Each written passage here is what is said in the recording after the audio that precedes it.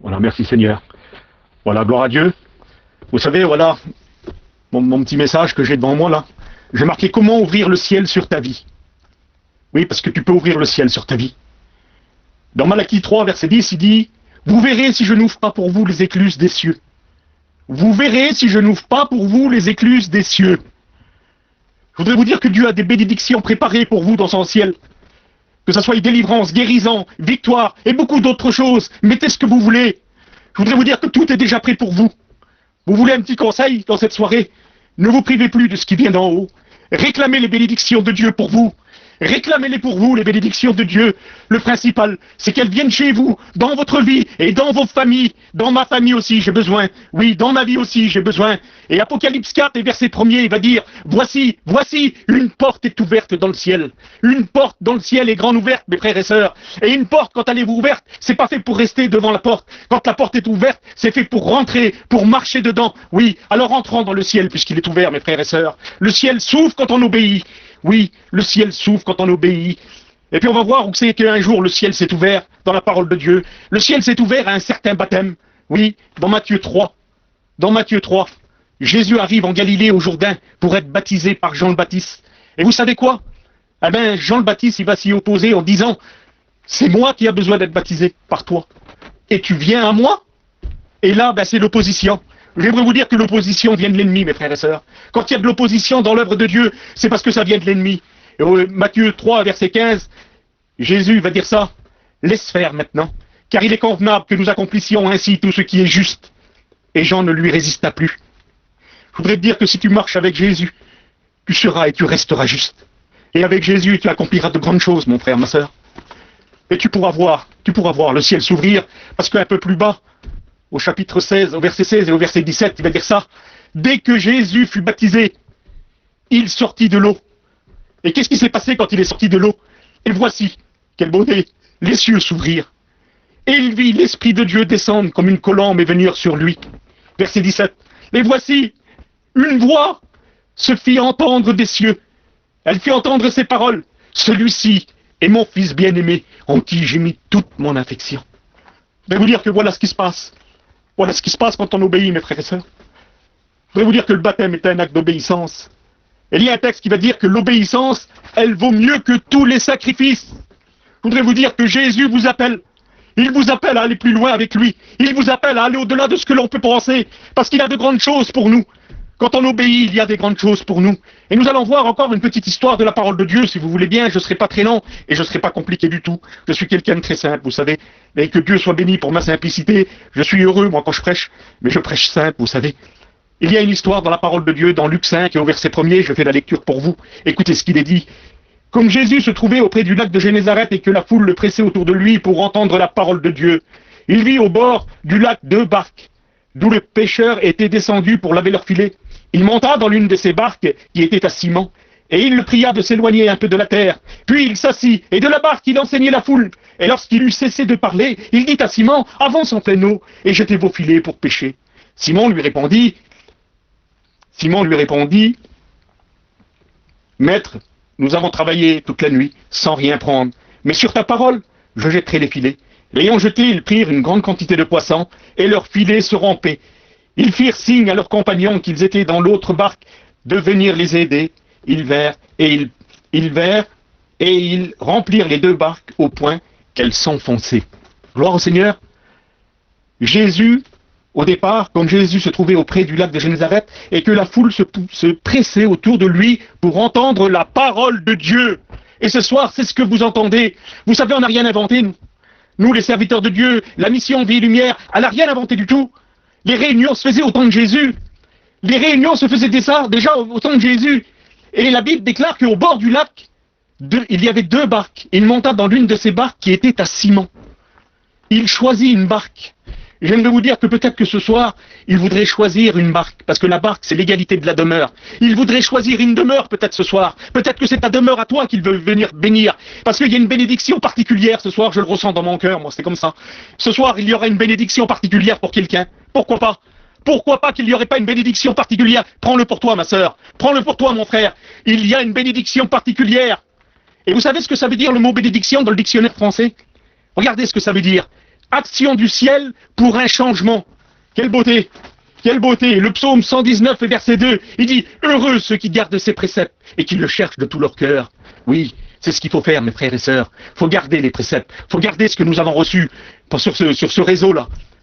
Et puis, il faut le chercher de tout son cœur. Il faut continuer à le chercher, à rechercher sa présence, à être dans la présence de Dieu. Vous avez vu, il y a un petit passage dans la Bible où c'est qu'il y a une femme qui a repassé cet homme de Dieu. Pourtant, elle n'a pas parlé, elle n'a rien dit, mais elle le reconnaît. Elle dit assurément que cet homme est un homme de Dieu. Que Dieu fasse que je sois comme ça. Ça serait mon souhait. Sans être un grand, je veux pas être un grand, moi. Je suis ce que je suis, avec mes valeurs, avec mes qualités, mais aussi avec mes défauts. Mais le principal, c'est que Dieu me bénisse et que je sois remarqué comme un homme de Dieu. Que Dieu le fasse, mes frères et sœurs, pour vous aussi. Et lorsqu'il est dans cette barque, il va dire à Simon de s'éloigner un peu de la terre. Eh ben, j'aimerais vous dire que ce soir, c'est ce qu'il nous demande, de regarder à lui, de s'éloigner de la terre un petit peu. Pendant le déconfinement, peut-être qu'on s'est un peu refroidi. Et puis, aujourd'hui, on s'approche plus encore un petit peu des choses de la terre. Je vous en supplie, regardez à lui. Il vous demande de s'éloigner un peu de la terre. On attache trop d'importance aux choses de cette terre. Isaïe 66, verset 1er, il dit, c'est Dieu qui parle, il va dire, le ciel est mon trône et la terre est mon marchepied. Et toi, tu attaches tellement d'importance à cette terre que tu veux bâtir sur un marchepied. Non, mais tu te rends compte, tout ce que tu veux bâtir sur un marchepied. Frères et sœurs, ça vaut pas le coup de bâtir sur un marchepied. Approchons-nous du trône de la grâce avec assurance, comme le texte le dit, et saisissant les trésors du ciel. Saisissant les trésors du ciel. Puis la Bible déclare, puis il dit, il s'assit, et de la barque, il enseignait la foule.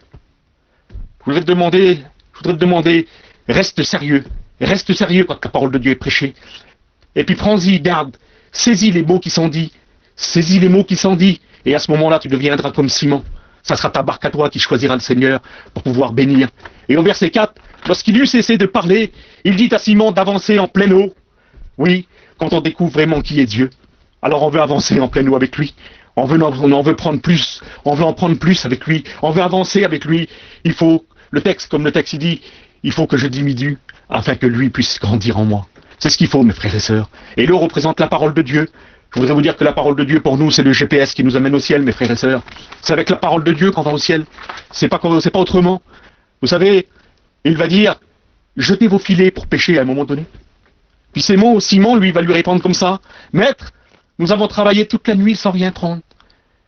Il aurait pu parler autrement, peut-être, Simon. Il aurait pu dire, écoute-toi, Jésus, toi, t'es un prêcheur, t'es pas un pêcheur, t'es un prêcheur. Toi, t'annonces la parole de Dieu. Moi, je suis un pêcheur. C'est mon métier à moi. C'est avec ça que je vais gagner ma vie. Alors laisse-moi faire, tu vas pas m'apprendre à pêcher. Oui, mais Pierre, pendant qu'il a prêché, il était là. Il a écouté la parole de Dieu. Il a écouté ce qui a été dit de la part de Jésus. Comme toi, ce soir, tu écoutes ce qui est dit de la part de la parole de Dieu. Ne regarde pas le serviteur, c'est des mots simples que je dis. Il n'y a pas plus simple, un enfant le comprend. Ne regarde pas. Écoute plutôt ce qui est dit. Et Pierre, ce qu'il va faire, quand il a écouté la parole de Dieu, alors, il va faire quelque chose. À ce moment-là, il va mettre la parole de Dieu en pratique. Il va dire, mais sur ta parole, parce que je t'ai écouté prêcher, moi. Je t'ai écouté prêcher, moi. Ce que tu dis, c'est bon pour moi. Et c'est bon pour toi ce soir, ce qu'il a dit le Seigneur. Ce qu'il a dit, c'est bon pour toi, je me répète ce soir. Saisis le mot de Dieu ce soir pour toi. J'aimerais te dire que ce soir, Jésus t'appelle. Il veut ouvrir les écluses du ciel sur toi ce soir. Alors il va mettre la parole de Dieu, puis il va dire, sur ta parole, je jette mes filets. Ce soir, il faut mettre la parole en pratique. Ça va, il y en a marre. Il y en a marre d'écouter la parole de Dieu et de ne pas mettre en pratique, comme le texte le dit. Ne vous bornez pas seulement à écouter, mais mettez la parole de Dieu en pratique, frères et sœurs. Et je me mets dans le lot avec vous, moi. Je dois mettre la parole de Dieu en pratique. Et là, bien sûr, la pêche va se faire. Et c'est la pêche miraculeuse. La Bible déclare qu'ils vont pêcher 163 gros poissons. Quelle beauté, par contre, que les barques qui vont s'enfoncer. Et à ce moment-là, il est dit ceci. Il va dire que Simon-Pierre tomba aux genoux de Jésus et dit, Seigneur, retire-toi de moi, parce que je suis un homme pécheur, car l'épouvante l'avait saisi, la Bible déclare. Et tous ceux qui étaient avec lui, à cause de la pêche qu'ils avaient faite. Il en était de même de Jacques et de Jean. Encore une fois, ce sont les 3 disciples qui sont avec lui, Pierre, Jacques et Jean, le fils des Zébédée, les associés de Simon. Alors Jésus dit à Simon, ne crains point désormais, tu seras pêcheur d'hommes. Et ayant ramené les barques à terre, ils laissèrent tout et le suivirent. Quelle beauté! Frères et sœurs, vous croyez qu'ils n'ont pas bien fait? De tout abandonner et de suivre le grand Dieu des cieux, le Seigneur des seigneurs. Frères et sœurs, dans nos difficultés, suivons-le. Dans nos faiblesses, suivons-le. Dans notre incapacité, suivons-le. Dans nos défauts, suivons-le. Dans notre péché, suivons-le. Il t'appelle à aller plus loin avec lui. C'est la première fois là qu'il rencontre Pierre, qui rencontre Jésus. C'est l'appel pour lui. C'est l'appel. Et là, l'appel se fait. Reçois l'appel dans ton cœur d'aller plus loin avec Jésus. Il a tellement de grandes choses à nous donner. Il a tellement de bonnes choses à nous donner, frères et sœurs. Peu importe les situations qu'on peut rencontrer. Peu importe, frères et sœurs. Vous savez, il y a des situations où c'est que ça nous dépasse parfois.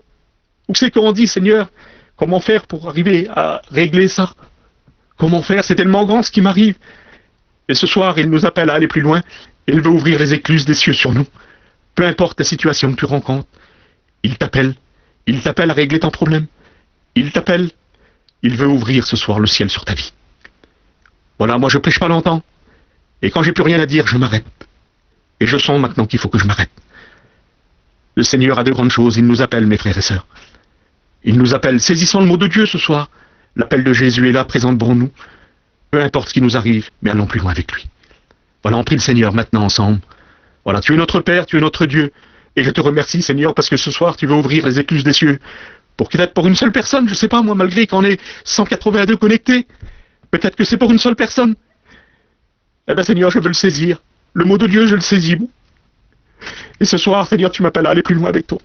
Je te remercie pour ta parole, Seigneur. Tu m'appelles, Seigneur. Que c'est bon quand t'appelles. Que c'est bon, Seigneur Jésus, quand tu nous appelles à aller plus loin. On comprend pas tout, des fois, et puis c'est bien qu'on comprend pas tout, baronne. Parce que, Seigneur, ça ferait de nous des orgueilleux. Mais toi, tu nous appelles dans ton amour. Ton amour, elle est tellement grande, Seigneur, que tu veux du bien pour nous. Seigneur, malgré nos soucis, nos problèmes, je sais que tu es le réparateur des brèches. Et ce soir, bénis mes frères, bénis mes sœurs, Seigneur, qu'ils puissent, Seigneur Jésus, aller plus loin avec toi, tous mes frères et sœurs qui sont là connectés. Je prie pour tous les serviteurs de Dieu qui sont là connectés, les anciens qui sont là connectés. Bénis-les, remplis-les, Seigneur Jésus. Seigneur, fortifie-les et encourage-les à aller plus loin dans leur appel. Je te remercie, mon Sauveur, pour tous mes frères et sœurs qui sont présents. Merci Jésus. Amen.